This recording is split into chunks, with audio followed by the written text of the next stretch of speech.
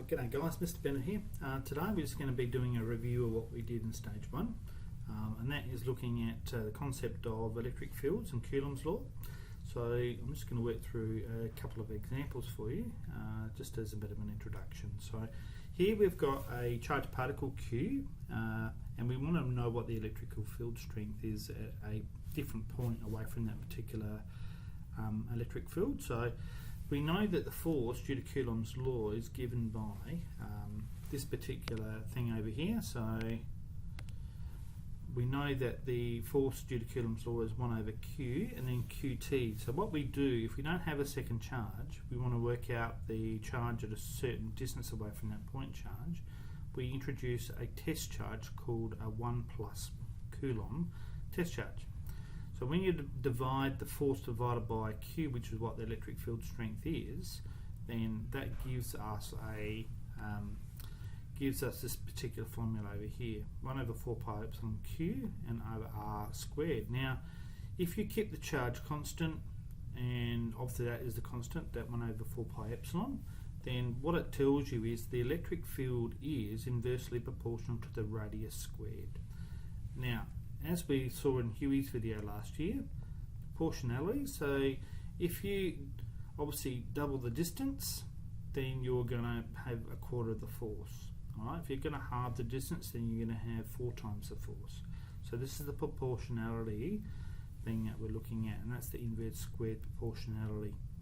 Alright, now the questions to do with Coulombs Law, and this is a revision, so if we go through some of the stuff that you need to know. So if we were looking at that, we've got a whole heap of stuff. Alright, so this question 2 is about a comb and an electron in a hair. So this is the charge on the comb over here, and this is the charge on the electron in the hair, and they're separated by a distance of 1 millimetre. So that works out to be 0.001 metre. So simply by putting those things into Coulombs Law, 9 by 10 to the 9, which is the constant value, charge of the electron 1.6 by 10 to the minus 19, and the charge of the cone 5 by 10 to the minus 5, then putting it in there, you get an answer of 7.2 by 10 to the minus 8 newtons. Alright, that's what we measure force in, and because they're oppositely charged, then they attract. Opposites attract in physics. Alright, so that's what we've got there.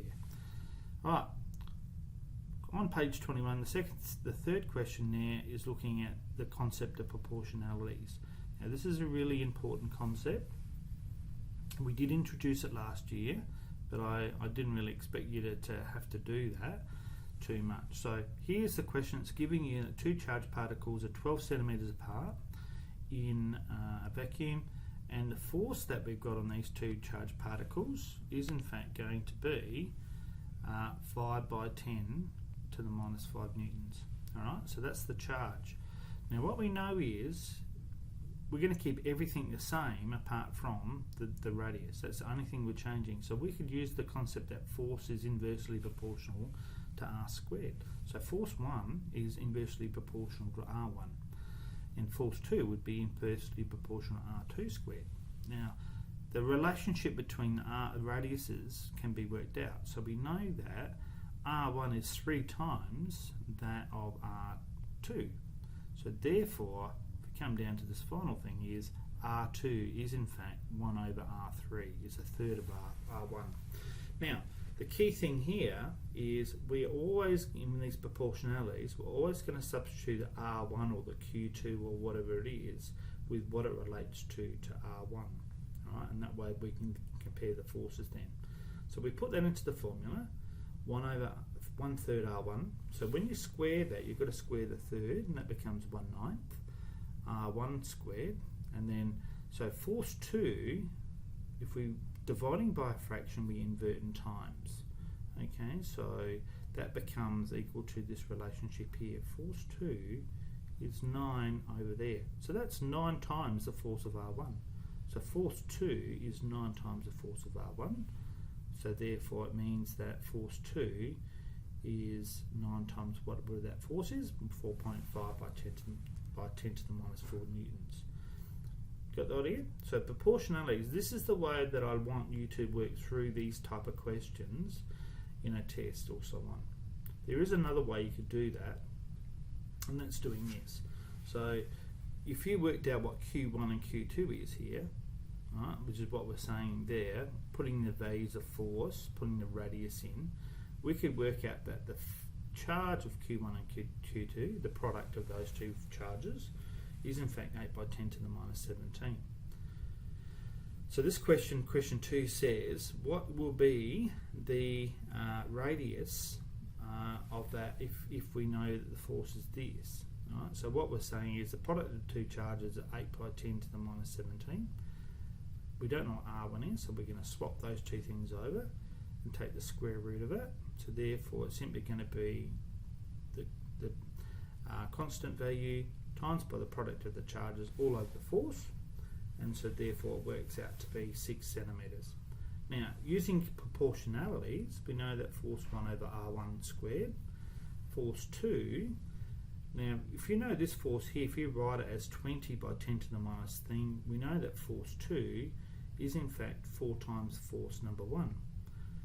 Now we know if that's the case, then it's got to be half the radius. It's got to be half again closer. So you can use that rearrangement, that proportionality, to show that there. Right, question 3. We've got one of the charges is actually going to be tripled. So therefore we know that the force is directly proportional to the product of the charges. So therefore it's going to be 3 times as big. Right, so that makes this question a lot easier when you start looking at the proportionalities. You don't have to do anything else apart from doing that. Now, question 6, this is a very, very typical sort of question that you might get given in a sort of a test. I've seen this one sort of in past exams. So in question 6, we've got 2 charged particles, or 3 charged particles. They're all carrying a charge of 1 by 10 to the minus 11 coulombs, and they're all positive. So what we want to do is we want to see what the effect of A and C have on B. Right? So we know that they are 10 centimetres apart, or 0.1 metres. So if we work out the force that we have A on B, the force of A on B, then we're simply putting it into the formula. Now you could write that as 1 by 10 to the minus 11 again, but it's easier to square it because they are the same. 10 centimetres is 0.1. So that works out to be 9 by 10 to the minus 11 newtons of repulsion, and we probably should say the direction there is to the right. Okay, now we don't have to do the second calculation because C and B is going to be exactly the same value, so it shows good physics understanding not to do that calculation again. Certainly saves you a bit of time as well by just writing it down. Now that force is going to be repulsion downwards, isn't it? So that's what we're doing there. It's assumed that you understand that you would need to use Pythagoras to find that. So putting it into Pythag, and then you could say the force of A and C on B is equal to this value here, and that is in direction shown.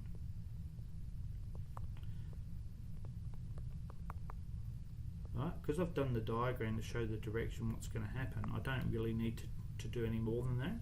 The other way you could represent this is by saying, well, it's 135 degrees true, right? That's the direction, or you could say it's 45 degrees southwest, or it's simply southeast. It's going in a southeasterly direction. All right, so that's another way of doing it. Now, keep in mind when we start doing our questions, we're going to be looking at things like charged particles in terms of atoms and so on. So we know the charge of an electron is 1.6 by 10 to the minus 19, same as a proton. So if you've got 2 protons, you just double the charge there. Quite interesting to actually look at the physics behind finding all about the atom. So we certainly use the charged particles, the nature of that, to find a lot about the atom itself, which we will discover a little bit later in the topic in the course that we do. Alright, anyway, what you need to do is a revision of all the Coulombs Law questions. You need to work through your workbook and also through the textbook to make sure that you can do some of the easier questions, but you can also have a go at those proportionality type questions that are really crucial for you to be able to do that.